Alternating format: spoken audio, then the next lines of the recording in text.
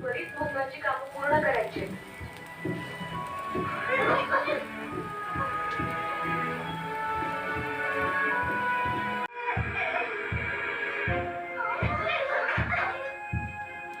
हे फरसाण घेतलेलं आहे, हे कोथिंबर, हे मीठ, हे हळद आणि हे चटणी आणि हे ज्वारीचं पीठ आहे. आता आपल्याला ह्याची भाकर बनवायची आहे, मस्त अशी खमंग भाकर बनवायची आहे. कडक भाजून घ्यायची हिला.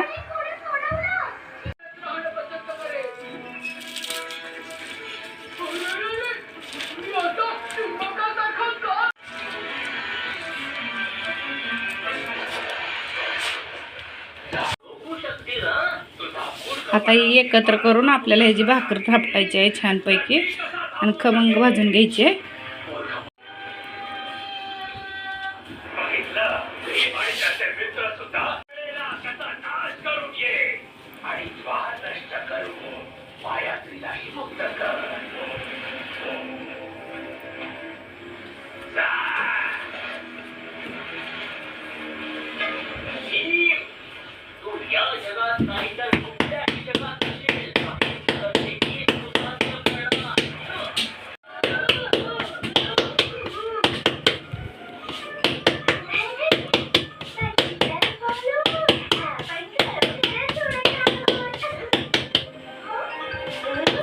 जास्त पातळ करायची नाही, नाहीतर छान नाही बनणार भाकर आणि तुटून जाईल. अशीच ठेवायची आणि चव पण लागते ती.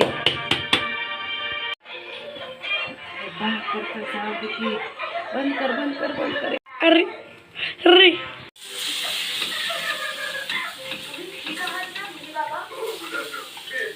बंद कर.